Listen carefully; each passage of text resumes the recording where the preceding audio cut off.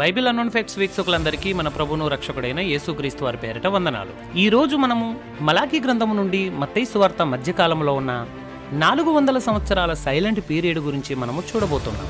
400 సంవత్సరాల మధ్య ఉన్నటువంటి ఈ గ్యాప్ గురించి చాలా మందికి తెలియకపోవచ్చు. అందుకనే ఈ వీడియోను మీ ముందుకు తీసుకొని వస్తూ ఉన్నాం. బైబిల్ దేవుని జీవము గల వాక్యము. మనం పాత నిబంధన ముగించిన తర్వాత క్రొత్త నిబంధనలోనికి అడుగు పెడుతున్నప్పుడు ఒక ఆసక్తికరమైనటువంటి ప్రశ్న ఎదురవుతుంది. పాత నిబంధనలోని చివరి వ్రాతలైన మలాకీ గ్రంథము తర్వాత క్రొత్త నిబంధన ప్రారంభానికి ముందు ఒక తెల్ల పేపర్ కనబడుతుంది. ఇది ఒక సాధారణమైనటువంటి చిన్న ఖాళీ తెల్ల పేపర్ అనుకుంటే పొరపాటే. మన కళ్ళకి అది ఒక ఖాళీ పేపర్లా కనబడుతున్నా ఆ ఖాళీలో మనం ఊహించని చరిత్ర ఉంది. అది మరుగుగా ఉంది. ఈరోజు మనం ఆ ఖాళీలో కనబడకుండా దేవుడు మరుగు చేసిన చరిత్ర ఏంటో మనము చూడబోతూ ఉన్నాం. మలాకీ గ్రంథం తర్వాత కనబడే ఈ తెల్ల పేపర్ వయసు 400 సంవత్సరాలు. ఈ 400 సంవత్సరాల కాలాన్ని ఇంటర్ టెస్టమెంటల్ లేదా నిబంధనల మధ్యకాలమని పిలుస్తారు. నిజంగానే దేవుడు మౌనంగా ఉన్నాడా? అసలు ఆ కాలంలో ప్రపంచంలో ముఖ్యంగా ఇజ్రాయిల్ దేశంలో ఏమి జరిగింది? ఈ 400 సంవత్సరాలలో జరిగిన రాజకీయ, సామాజిక, మతపరమైనటువంటి మార్పులు మన రక్షకుడైన యేసుక్రీస్తు రాకడకు ఎలా మార్గము ఏర్పాటు చేశాయో ఈ వీడియోలో మనము చూడబోతున్నాం. ఈ అంత్య దినాల్లో మనం జీవిస్తూ ఉన్నప్పుడు దేవుని నిశ్శబ్దం వెనుక ఉన్న ఆయన గొప్ప సార్వభౌమ ప్రణాళికను మనం అర్థం చేసుకోవడం ఎంతో ముఖ్యం. దేవుడు చరిత్రను ఎలా నడిపిస్తాడో, తన ప్రవచనాలను ఎలా నెరవేరుస్తాడో తెలుసుకుంటే మనం ఆశ్చర్యపోతాం. ఈరోజు మనం మలాకీ నుండి క్రీస్తు వరకు ఉన్న ఈ 400 సంవత్సరాల నిశ్శబ్దం వెనుక ఉన్న దైవ ప్రణాళికను గూర్చి మనము లోతుగా ధ్యానిద్దాం. Inter టెస్టమెంటల్ period. ఇది 400 సంవత్సరాల నిశ్శబ్ద కాలము. మలాకీ ప్రవక్త కాలము సుమారుగా క్రీస్తు పూర్వం 400. పాత నిబంధనలోని చివరి వ్రాతలకు క్రీస్తు ప్రత్యక్షతకు అనగా బాప్తిసమిచ్చు యోహాను బోధలకు మధ్య సుమారుగా ఉన్నటువంటి ఈ కాలాన్నే ఇంటర్ టెస్టమెంటల్ పీరియడ్ లేదా నిబంధనల మధ్య కాలమని అంటాం. మలాకీ నుండి బాప్తిసమిచ్చు యోహాను వరకు ప్రత్యక్ష ప్రవచనాత్మకమైనటువంటి వాక్కు లేనందున దీనిని 400 నిశ్శబ్ద సంవత్సరాలని పిలుస్తారు. అయితే ఈ నిశ్శబ్దము దేవుడు ఏ పని చేయకుండా ఉన్నాడు అని కాదు గాని ఈ కాలంలో ఇజ్రాయేలులో రాజకీయ, మతపరమైనటువంటి సామాజిక వాతావరణం గణనీయంగా మారిపోయింది.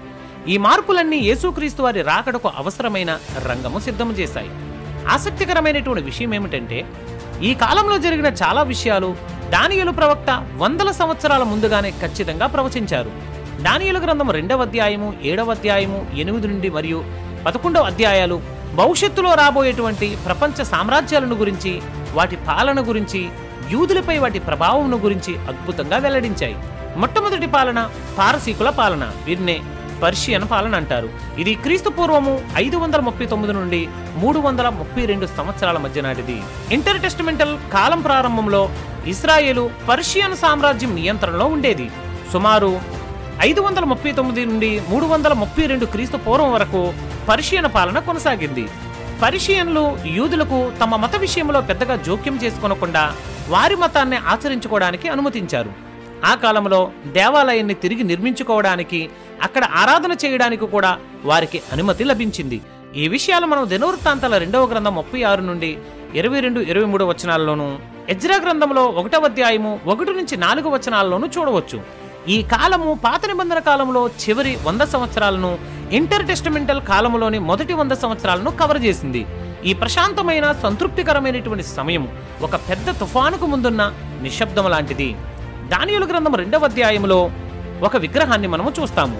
ఆ విగ్రహాన్ని యొక్క రూపాన్ని మనము చూస్తే దాని రొమ్ములు, భుజాలు వెండివియు అని రాయబడింది. నెబుకద్నెజరు కలలో ఈ ప్రతిమలో బంగారు తలే బబులోను, వెండితో చేయబడినటువంటి భుజములను, రొమ్ములే ఈ పర్షియన్ సామ్రాజ్యానికి సూచన.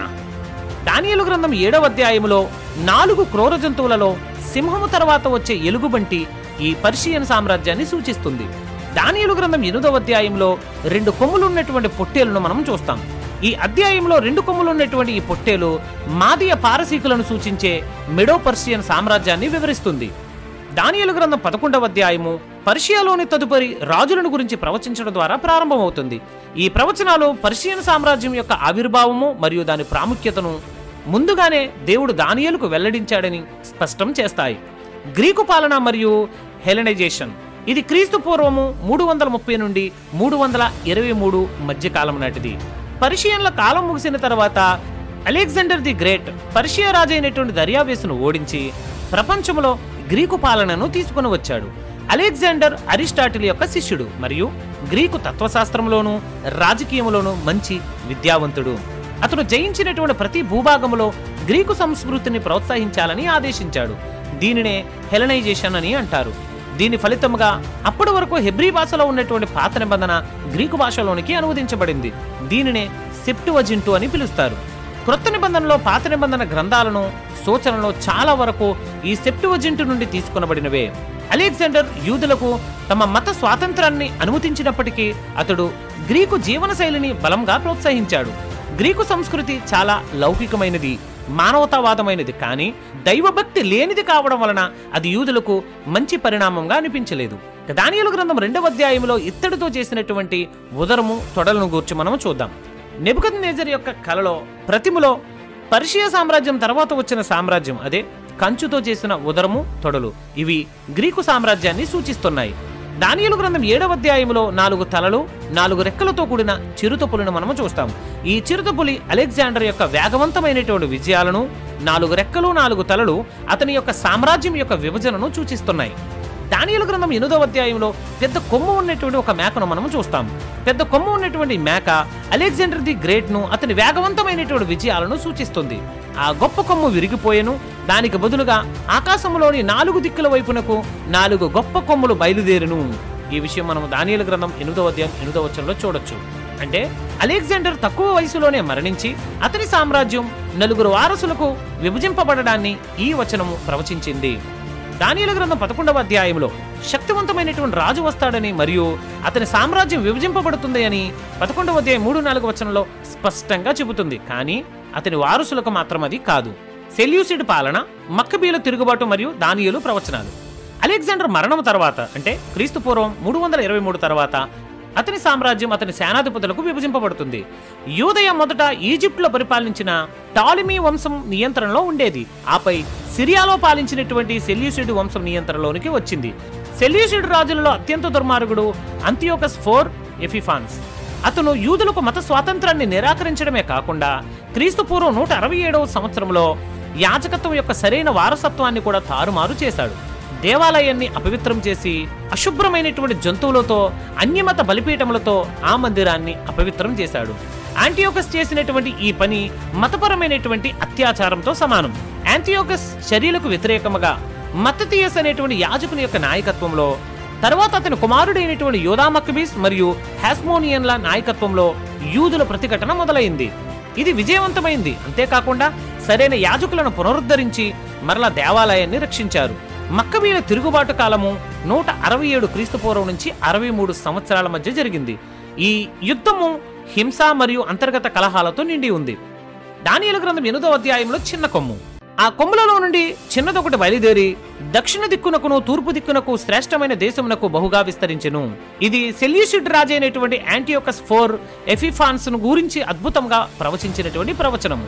ఇతనే క్రూరమైనటువంటి ముఖము గల మరియు మోసము తెలిసినటువంటి రాజుగా దానియేలు గ్రంథము 8వ అధ్యాయం 23 నుంచి 25 వచనాల్లో రాయబడింది. యూదుల దేవాలయాన్ని అపవిత్రం చేసి యూదుల మతాన్ని హింసించాడు.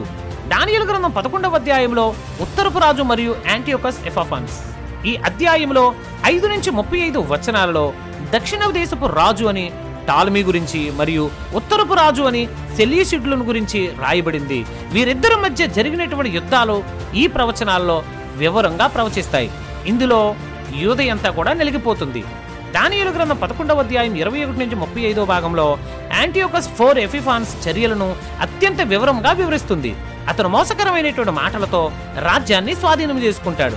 క్రీస్తు పూర్వం 63 తర్వాత రోమా పరిపాలన ఆరంభం. మక్కబీల స్వయం పాలన తర్వాత క్రీస్తు పూర్వం 63 ప్రాంతంలో రోమన్ సైన్యాధిపతి పాంపే ఇజ్రాయిల్ను జయించి యూదా మొత్తాన్ని రోమన్ సీజర్ల నియంత్రణలోనికి తెస్తాడు. ఇది చివరికి రోమన్ చక్రవర్తి మరియు సెనెట్ ద్వారా హేరోదును యూదయకు రాజుగా నియమించడానికి దారితీస్తుంది. యేసుక్రీస్తు వారి జననం నాటికి హేరోదు మహారాజు రోమన్ల మద్దతుతో యూదయను పరిపాలిస్తూ ఉన్నాడు. రోమన్లే ప్రజలపై పన్నులను విధించి నియంత్రించి చివరికి మెస్సియను రోమన్ శిలువపై వధించినటువంటి దేశంగా మనము బైబిల్ గ్రంథంలో చూస్తాం. ఈ విషయంలో యూదయలో రోమా, గ్రీకు మరియు హెబ్రీ సంస్కృతులు కలిసిపోయినట్లుగా మనకు కనబడతాయి. దానియేలు గ్రంథం 2వ అధ్యాయంలో ఇనుముతో చేసిన కాళ్ళు మరియు పాదాలు. నెబుకద్నెజరు కలలోని ప్రతిమలో గ్రీకు సామ్రాజ్యం తర్వాత వచ్చిన ఇనుముతో చేసిన కాళ్ళు రోమన్ సామ్రాజ్యాన్ని సూచిస్తున్నాయి. రోమన్లో బలం, వారి పరిపాలన విధానం ఇనుముతో పోల్చబడింది.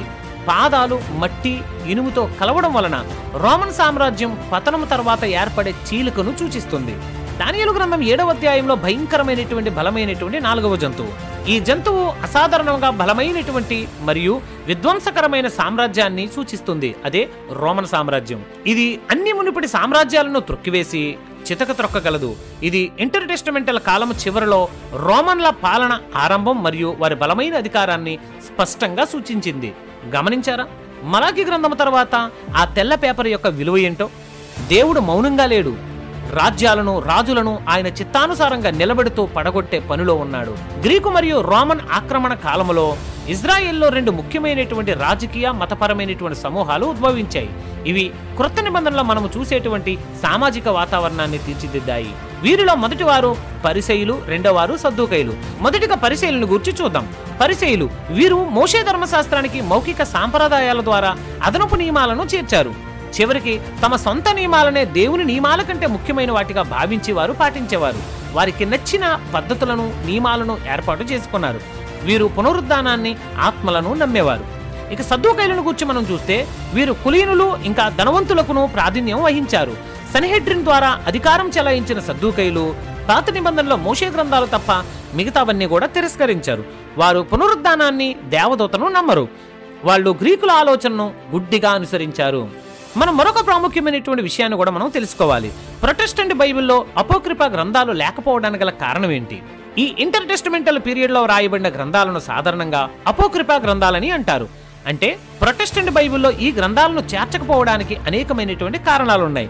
మొదటి శతాబ్దపు యూదుల కనాన్ యేసుక్రీస్తు కాలంలో యూదుల తనాక్ అని పిలువబడే తమ పవిత్ర గ్రంథాల సేకరణను కలిగి ఉన్నారు.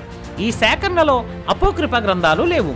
నూతన నిబంధన రచయితల ఉపయోగం క్రొత్త నిబంధన రచయితలు పాత నిబంధనలోని విషయాలను ఉదహరించిన అపోక్రిఫా గ్రంథాలను మాత్రం చెప్పలేదు. 16వ శతాబ్దంలో ప్రొటెస్టెంట్ సంస్కరణల సమయంలో సంస్కర్తలు కేవలం లేఖనాలే అనే సూత్రాన్ని నొక్కి చెప్పారు. దీనినే సోలా స్క్రిప్చురా అని అనేవారు. బైబిల్ యొక్క కానాన్ను నిర్ణయించడానికి మొదటి శతాబ్దపు యూదులు అంగీకరించిన హిబ్రూ కానానుకు కట్టుబడి ఉండాలని నిర్ణయించుకున్నారు. సిద్ధాంతపరమైనటువంటి కారణాలు. ప్రొటెస్టెంట్లు అపోక్రిఫా గ్రంథాల్లో కొన్ని బైబిల్ సిద్ధాంతాలకు విరోధమైనటువంటి లేదా అనుకూలంగా లేని విషయాలు ఉన్నాయని భావించారు. ఉదాహరణకు మరణించిన వారి కొరకు ప్రార్థనలు చేయడం లాంటివి. అయితే రోమన్ క్యాథలిక్ మరియు తూర్పు ఆర్థోడాక్స్ చర్చిలు ఈ గ్రంథాల్లో కొన్నింటిని తమ బైబిల్లో చేర్చుకున్నారు. ఇంటర్ టెస్టమెంటల్ కాలంలో సంఘటనలు క్రీస్తు రాకడకు రంగాన్ని సిద్ధము చేశాయి. యూదా ప్రజలపై లోతైనటువంటి ప్రభావాన్ని చూపాయి. యూదులు మరియు ఇతర దేశాల నుండి వచ్చిన అన్యజనులు మతంపై అసంతృప్తి చెందుతూ ఉన్నారు. అన్యజనులు బహుదేవతారాధన యొక్క ప్రామాణికతను ప్రశ్నించడం ప్రారంభించారు. రోమన్లు మరియు గ్రీకులు వారి పురాణాల నుండి హెబ్రీ గ్రంథాల వైపు ఆకర్షితులయ్యారు. ఇవి ఇప్పుడు గ్రీకు లేదా లాటిన్లో సులభంగా అందుబాటులో ఉన్నాయి. అయితే యూదులు నిరాశతో ఉన్నారు. మరోసారి వారు ఓడిపోయారు కూడా, అణిచివేయబడ్డారు మరియు కలుషితమయ్యారు కూడా. ఆశలు సన్నగిల్లిపోయాయి. విశ్వాసం మరింత క్షీణించింది. తమను మరియు తమ విశ్వాసాన్ని రక్షించగల ఏకైక మార్గం మెస్సియా రాకడ మాత్రమే అని వారు గట్టిగా నమ్మారు. ప్రజల మెస్సియా కోసం సిద్ధంగా ఉండడమే కాకుండా దేవుడు ఇతర మార్గాల్లో కూడా పనిచేస్తూ ఉన్నారు. రోమన్లు రహదారులను నిర్మించారు. ఇది సువార్త వ్యాప్తికి భౌతికంగా సహాయపడింది. కోయిన్ గ్రీకు భాష. ప్రతి ఒక్కరూ ఒక సాధారణ భాష అనగా కోయిన్ గ్రీకు భాషను అర్థం చేసుకున్నారు. అంటే క్రొత్త నిబంధన భాష అన్నమాట. ఇది సువార్తను సులభంగా పంచుకోవడానికి సహాయపడింది. ప్రయాణ స్వేచ్ఛ. ప్రయాణించడానికి తగినంత శాంతి మరియు స్వేచ్ఛ ఉంది. ఇది సువార్త వ్యాప్తికి మరింత సహాయపడింది. ఇవన్నీ కూడా ప్రభువైన యేసుక్రీస్తు వారి యొక్క సువార్తను వ్యాప్తి చెందడానికి ముందుగా దేవుడు వేసినటువంటి ప్రణాళిక. ఈ విధముగా దానియేలు గ్రంథంలో ప్రవచించినట్లుగానే దేవుడు నిశ్శబ్దంగా ఉన్నాడనుకున్నప్పుడు కూడా ఆయన మానవాళి చరిత్రను తన ప్రణాళిక ప్రకారం నడిపించాడు. క్రొత్త నిబంధన కేవలం యూదులకే కాదు, మొత్తం ప్రపంచానికి ఆశ ఎలా వచ్చిందో చెబుతుంది. క్రీస్తు ప్రవచనం యొక్క నెరవేర్పును ఆయనను వెతుకుతున్న చాలా మంది గుర్తించారు. రోమన్ శతాధిపతి మరియు జ్ఞానులు మరియు పరిసయుడైనటువంటి నికోదేము, వివిధ సంస్కృతుల ప్రజలు కూడా యేసుక్రీస్తును మెస్సియగా ఎలా గుర్తించారో మనకు చూపిస్తాయి. ఈ 400 సంవత్సరాల కాలాన్ని మనం నిశ్శబ్ద సంవత్సరాలని అనుకుంటాం. దేవుడు మౌనంగా ఉన్నాడని భావించాం, కానీ నిజానికి ఆయన మౌనంగా లేడు. ఆయన తన ప్రణాళికను సిద్ధం చేయడంలో నిమగ్నమై ఉన్నాడు. యేసుక్రీస్తు రాకడకు ముందుగా ఎలాంటి రాజులు పరిపాలించాలి, ఎలాంటి సామ్రాజ్యాలు ఉండాలి, ఎలాంటి సామాజిక మతపరమైనటువంటి పరిస్థితులు ఏర్పడాలి అనే పనిలో ఆయన ఉన్నారు. దానియేలు ప్రవచనాలు ఎంత ఖచ్చితంగా నెరవేరాయో చూస్తుంటే దేవుడు సార్వభౌమత్వం, ఆయన జ్ఞానము మనకు స్పష్టంగా అర్థమవుతుంది. ప్రతి సామ్రాజ్యం, ప్రతి రాజకీయ మార్పు, ప్రతి మతపరమైనటువంటి పరిణామము, ఆయన సువార్త ప్రపంచమంతటా వ్యాప్తి చెందడానికి దేవుని సార్వభౌమత్వము, ఆయన జ్ఞానము మనకు స్పష్టంగా అర్థమవుతుంది. ప్రతి సామ్రాజ్యము, ప్రతి రాజకీయ మార్పు, ప్రతి మతపరమైనటువంటి పరిణామం ప్రభువైన యేసుక్రీస్తు రాకడకు, ఆయన సువార్త ప్రపంచమంతటా వ్యాప్తి చెందడానికి రంగం సిద్ధం చేసింది. కాబట్టి బైబిల్ చదివేటప్పుడు దేనిని చిన్న విషయంగా తీసుకోకండి. పాత నిబంధన, క్రొత్త నిబంధనల మధ్య ఉన్నటువంటి ఈ తెల్ల కాగితం లాంటి 400 సంవత్సరాలలో కూడా దేవుడు ఎంత గొప్ప చరిత్రను దాచిపెట్టి తన ప్రణాళికను నెరవేర్చాడో చూసాం. ఆ తెల్ల కాగితం వెనక దేవుడు ఇంత గొప్ప చరిత్ర దాచిపెడితే మరి మీకోసం, నా కోసం ఆయన ఎంత గొప్ప చరిత్రను దాచి ఉంచి ఉంటాడు. మన జీవితాల్లో కూడా కొన్నిసార్లు అన్ని తెల్ల కాగితాల్లా, శూన్యంలా ఏమీ జరగనట్లు కనిపించవచ్చు. దేవుడు మౌనంగా ఉన్నాడని అనిపించవచ్చు, కానీ నిస్సందేహంగా గుర్తుపెట్టుకోండి, ఆ తెల్ల కాగితం వెనక దేవుడు మన కోసం దాచిన గొప్ప ప్రణాళిక, అద్భుతమైన చరిత్ర ఆయనకు తెలుసు. మన భవిష్యత్తు ఆయన చేతుల్లోనే ఉంది. దేవుడు నిశ్శబ్దంగా ఉన్నాడనుకున్న సమయంలో కూడా ఆయన తన గొప్ప ప్రణాళికను నెరవేర్చడానికి తెర వెనక పనిచేస్తూనే ఉన్నాడు. ఆయన ప్రణాళికలో ఏ మార్పు ఉండదు. కాబట్టి నిరాశ చెందకండి, నిరీక్షణతో, విశ్వాసముతో జీవించండి. దేవుడు తన ప్రణాళికను నెరవేరుస్తూ ఉన్నాడు. దానియేలు ప్రవచనాలు నేడు కూడా నెరవేరుతూనే ఉన్నాయి. యేసుక్రీస్తు రెండవ రాకడ సమీపముగా ఉన్నది. అప్పటి వరకు ఆయన సువార్తను ప్రకటించడం, ఆయన ప్రేమను పంచుకోవడం మన బాధ్యత. ఇది ఫ్రెండ్స్ ఈ వీడియో కనుక మీకు నచ్చితే ఈ వీడియోను లైక్ చేయండి, షేర్ చేయండి. మీ స్నేహితులకు, శ్రేయోభిలాషులకు మన ఛానల్ను పరిచయం చేసి మరింత మందికి చేరువలోనికి తీసుకుని వెళ్ళండి. Thank you. మరొక వీడియోతో కలుసుకుందాం.